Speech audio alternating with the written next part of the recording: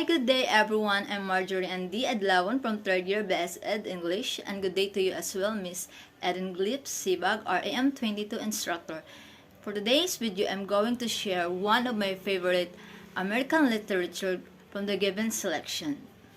Among the given selections under the American literature, one of my favorite is I Know Why the Caged Bird Sings by Maya Angelou. A poet, dancer, singer, activist, and scholar, Maya Angelou was a world-famous author. She was best known for her unique and pioneering autobiographical writing style. April 4, 1928, Marguerite Ann Johnson, known to the world as Maya Angelou, was born in St. Louis, Missouri. Due to her parents' tumultuous marriage and subsequent divorce, Angelou went to live with her paternal grandmother in Stamp, Arkansas, at an early age. Her older brother Bailey gave Angelou her nickname Maya. Fast forward, in the late 1950s, Maya Angelou joined the Harlem Writers Guild.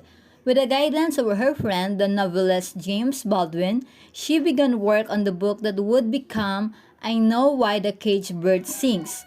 Published in 1970, I Know Why the Caged Bird Sings received international acclaim, made the bestseller list. The book was also banned in many schools during that time as Maya Angelou's honesty about having sexually abused opened a subject matter that had long been taboo in culture.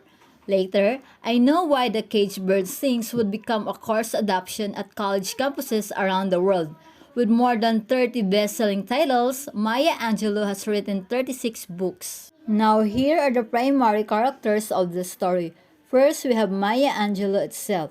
Maya Angelou, named Marguerite Ann Johnson at birth, writes about her experience growing up as a black girl in the rural South and in the cities of St. Louis, Los Angeles, and San Francisco. Maya has an unusual degree of curiosity and perceptiveness. Haunted by her displacement from her biological parents and her sense that she is ugly, Maya often isolates herself, escaping into her reading. Angelou's autobiography traces the start of her development into an independent, wise, and compassionate woman. Next, we have Maya's older brother, Bailey Johnson Jr. Like Maya, he is intelligent and matured beyond his age. Though Bailey enjoys sports and fares well in social situations, he also shows deep compassion for his isolated sister. Next, we have Annie Henderson or Moma, Maya and Bailey's paternal grandmother. Moma raises them for the most of their childhood. She owns the only store in the black section of Stumps, Arkansas, and it serves as the central gathering place for the black community. She raises the children according to the stern Christian values and strict rules. Though she never reacts with emotion, both children feel her love anyway.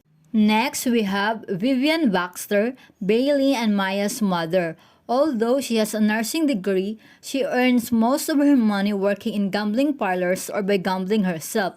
Though Vivian and Moma have very different values, they are both strong, supportive women. A somewhat inattentive mother, Vivian nevertheless treats her children with love and respect. Next, we have Bailey Johnson Sr., Maya and Bailey's father. Despite his lively personality, he is handsome, vain, and selfish. He stands out among the other rural black because of his proper English and his flashy possessions. Maya implies that her father's pretensions result from his disfranchisement as a black man in the United States. Bailey Sr. does not respect, care for, or connect with Maya. Next is Willie Johnson, Moma's son, who is in his 30s. Injured in childhood accident, Uncle Willie lives his entire life with Moma. He suffers insults and jokes because of his disability. Like Moma, he is devoted Christian and he acts as the children's disciplinarian and protector. Next is Mr. Freeman, Vivian's live-in boyfriend in St. Louis. When Maya and Bailey moved to St. Louis, Mr. Freeman sexually molests and rapes Maya, taking advantage of her need for physical affection and her innocent, self-conscious nature. In retrospect, Maya feels partly responsible for Mr. Freeman's fate, and her guilt over his murder haunts her throughout her childhood. Last but not the least from the primary characters is Mrs. Bertha's Flowers, a black aristocrat living in Stumps, Arkansas. One of Maya's idols, she becomes the first person to prod Maya out her silence after Maya's rape. Taking an interest in Maya and making her feel special, Maya respects Mrs. Flowers mainly for encouraging her love of literature. I Know Why the Caged Bird Sings, the first of 7 autobiographical works by American writer Maya Angelou, published in 1969. The book chronicles her life from age 3 through age 16, recounting an unsettled and sometimes traumatic childhood that included rape and racism. It became one of the most widely read and taught books written by an African American woman. Now, one of the prevalent themes in the story is about racism and segregation. Maya confronts the insidious effects of racism and segregation in America at a very young age. She internalizes the idea that blonde hair is beautiful and that she is a fat black girl trapped in a nightmare. Stumps, Arkansas is so thoroughly segregated that as a child, Maya does not quite believe that white people exist. As Maya gets older, she is confronted by more overt and personal incidents of racism, such as a white speaker's condescending address at her 8th grade graduation, her white boss' insistence on calling her Mary, and a white dentist's refusal to treat her.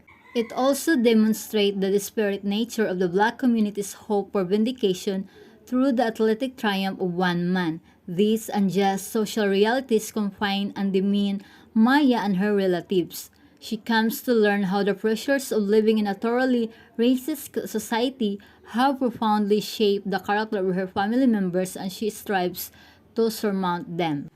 Now lastly, let's talk about the symbols of the story. Symbols are objects, characters, figures, or colors used to represent abstract ideas or concepts. One of the symbols in the story is the store. Moma's store is a central gathering place in Stamps and the center of Maya's childhood. There she witnesses the cycles of nature and labor, tending to workers in the cotton picking season and conners during the killing season. Maya notes that until she left Arkansas for good at the age of 13, the store was her favorite place to be. It symbolizes the rewards of hard work and loyalty and the importance of a strong and devout community.